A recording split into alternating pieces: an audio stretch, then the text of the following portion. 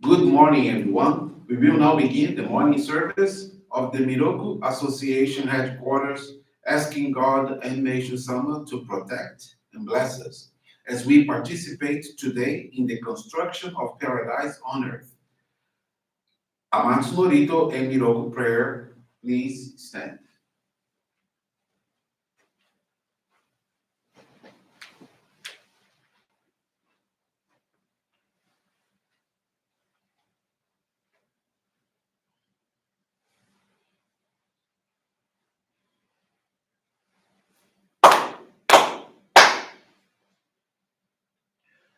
高天原にかむずまります。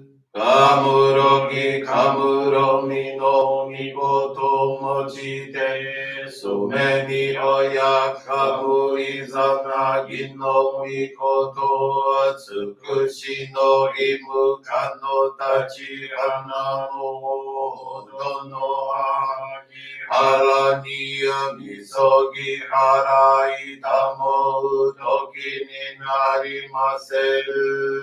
払いどの神たちもろもろのまがぐと罪えがれを払いたまえ清めたまえとまおすことのよしを天つ神国つ神やおよろずの神たちともに雨の淵駒の耳振り立ててきこしめせとかしごみかしごみぬまおす弥勒大神守りたまえ先はえたまえ弥勒大神守りたまえ先はえたまえ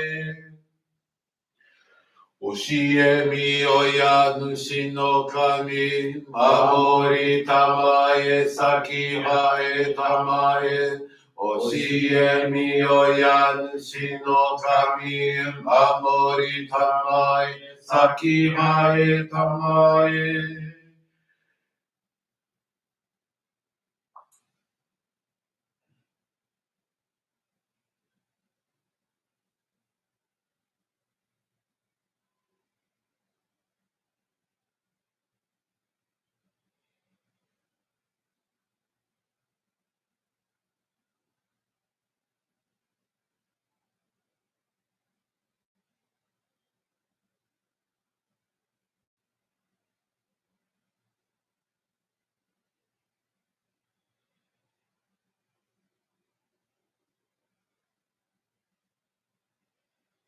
こんながら魂生えませ。こんながら魂生えませ。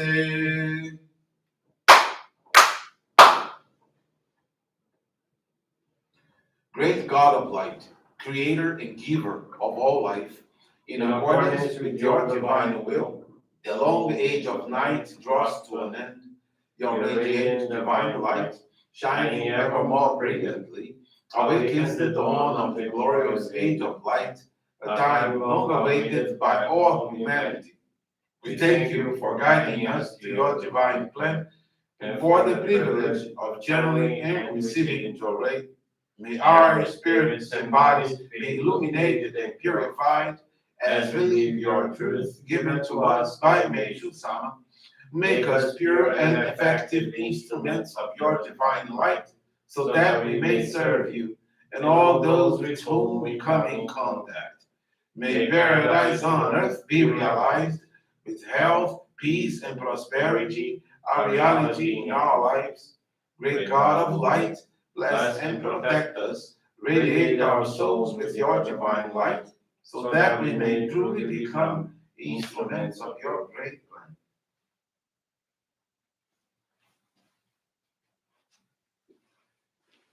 Please be seated. We will now receive group Johrei.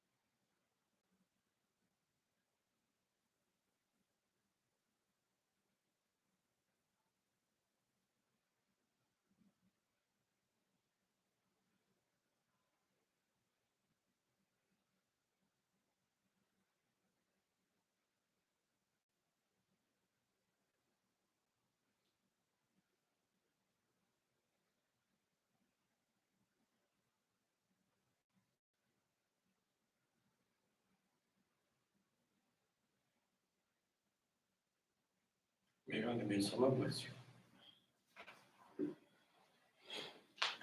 Johrei is now concluded. We will now listen to a reading from Meishu-sama's teachings.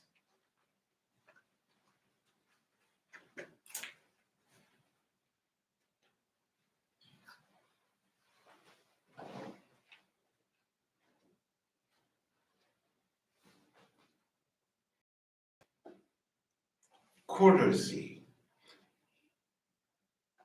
Inner awareness allows us to act freely, naturally, and with ease, yet still live in accordance with God's law. Let us never stray from the right path. May we follow the law of nature and diligently perform our tasks. If common courtesy is lacking, free thoughts and action become a fallacy, a pretense. They are not a measure of our true freedom. Sojo faith tends to be lacking in freedom, and Daijo faith has unlimited freedom. However, freedom unrestricted by one's wisdom and reason may lead to self indulgence or willful and capricious freedom. Thus, we should seek to balance these two principles of freedom. True freedom has to respect the freedom of others, and therefore is not without limits. Freedom, in the true sense of the word, has its boundaries. If you even slightly inconvenience or harm another, you feel unease, guilty, and cannot be free and at ease. If you give happiness and joy to others, then you feel happiness and joy. This is true freedom. A person's destiny is given by God at birth. It is predetermined, so it cannot be changed. Fate, however, can be freely changed by an individual within the limits of his or her given destiny. Depending on a person's efforts, it is possible to reach the highest level within that range or to drop to its lowest level. Freedom is similar to fate in that true freedom is contained within certain boundaries. There is no such thing as limitless freedom. True freedom has limitations. That is, it is finite.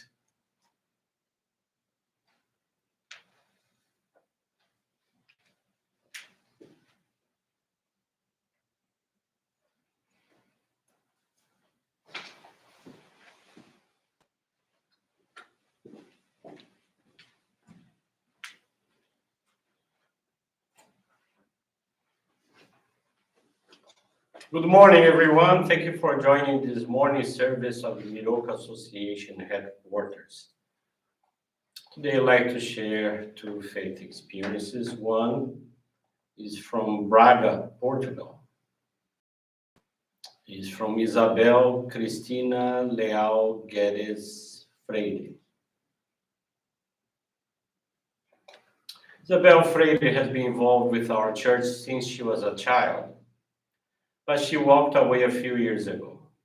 At the time, she suffered greatly from a conflict relationship that had lasted for 7 years. The wear and tear were so great that she had to put an end to it. And out of discouragement, she ended up moving away from the church as well. The following year, she met her current husband, but it took her a long time to trust him, bringing to their relationship all the suffering she had already experienced before, as her ex-boyfriend still chased her. Even though she received full support from her family, this situation triggered in her panic syndrome and depression. Later, when she and her fiancé decided to get married, they became victims of a scam by a wedding organization company. The owner had fled with all their money. This situation further increased her crisis of depression and panic, which prevented her from leaving home and going to work, generating a financial instability. Along with these situations, in less than a year, She suffered two armed robberies. The first, she was alone in front of her parents' home. The second was with her husband when two boys approached them. Having failed to take any valuables from the couple, they shot at her husband. However, the bullet miraculously missed him and lodged in her car door. However, 2 years ago, she received an invitation from an aunt who lives in Braga to come and live in Portugal. They thought it was a good opportunity, as they knew Portugal was a peaceful country. Even living there, she was still panicking as her financial situation remained complicated. When she told her brother about the difficulties she was going through, he guided her to rededicate herself and look for the closest Johrei center. Isabel also informed the minister that she had, in the meantime, bought a sewing machine and that she was going to start small jobs, as well as household cleaning in other people's homes. The minister congratulated her for returning to her dedications and for starting to work, even if it wasn't in her area. The minister guided her to the altar to report all her goals to God and Meishu-sama, and to start materializing the gratitude of 10% of all the amount she received from then on, no matter how small the remuneration. So she began participating in the activities of the Johrei Center. She also started the Ikebana Sangetsu course and started to feel better, calmer, felt protected by Meishu-sama, and the panic and fear disappeared. However, she was expecting to receive for the first time the approximate sum of a minimum wage, but due to the quarantine and social isolation, all clients canceled her appointments with no scheduled dates to return. This pandemic situation made her a little more uneasy. However, she felt more protected and without fear or panic as before. She clearly felt the effects of the dedications on her life. Taking advantage of the confinement, she began to clean her own house with a feeling of gratitude. She began to read more of the teachings of God revealed to Meishu-sama. She did ikebanas at home, began to daily channel Johrei to her husband, and watched the morning and evening services online, broadcast from the headquarters of Portugal. On a certain day of isolation, Isabel again had a very strong panic attack. She felt a strong feeling of fear, an intense concern for the health of her family in Brazil. The next day, it was her husband who, out of nowhere, started to feel sick and weak. He was lying down for a whole day, and that scared her a lot. They have been together for 8 years, and he has never been sick for a day. He was always being extremely active and in a good mood. At that moment, she asked her minister for prayers and received the guidance to give him a lot of Johrei, and so she did for many hours. The next day, her husband woke up feeling good and went to work as if nothing had happened. She felt great joy and gratitude to God and Meishu-sama because she was really scared. That panic about her family's health, too, completely disappeared. With that, she had a strong desire to materialize her gratitude. She had a reserve of money in store from the previous month's cleanings and felt she had to materialize it all. When talking to her husband, he didn't think it was right to make the full donation, considering that she wasn't working at that time and they might need it due to the pandemic. She understood and respected his feeling, as he is not a member and does not attend the church, but even so, she felt that she really had to materialize her gratitude to God and Meishu-sama. It was then that she remembered to write the amount saved on paper and put it in an envelope, with the feeling that her gratitude was already there. That's when her mother, who lives in Brazil, said she was selling fabric masks and that Isabel should do the same. Isabel informed the minister of her decision, created the goal of sewing 200 masks, and that she would allocate a certain amount of each mask sold to the renovation of the headquarters of Portugal. From that day forward, she advertised the sale of the masks, and in 17 days, she had reached her goal. And so, inside the donation envelope, her feeling of gratitude was de facto materialized. It was a huge happiness for her. She felt that this challenge was achieved because both her ancestors and all the people involved became useful and received light. Because even unconsciously, they were dedicated to the construction of paradise on earth through the renovation of the headquarters of Portugal. The problems and difficulties were for her growth, and with this experience, she could really prove that it's only possible to have peace, health, and prosperity if we dedicate ourselves to the construction of paradise on earth. When we have the sincere desire to materialize our gratitude to God and Meishu-sama, all paths open. There are no hindrances or obstacles because we are the ones who create them. Her next goal is to have the permission of having her minister dedicating a picture of Meishu-sama in her home. Isabel is very thankful to God and Meishu-sama, her ancestors, her husband, and her family for all their love and patience, and the minister for his zeal and support. This was a very nice experience from Isabel from Braga, Portugal. And one more experience, if I may. This is from Andriele de Souza. She's from Mato Grosso do Sul, Brazil. This experience was shared today, posted the website of our movement in Brazil. 2020, Andriele had many emotional and financial difficulties. She suffered from a recent breakup of her marriage and the death of her father in May of that year. She was unemployed, and to aggravate the situation, there was the pandemic, which made it difficult for her to get back into the life was in chaos. There were months of uncertainty, confusion, emotional and financial disruption. She felt like she was at a dead end.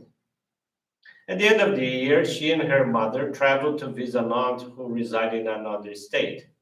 When they got there, her heart was calmer, positive energy in the house and in all the family members.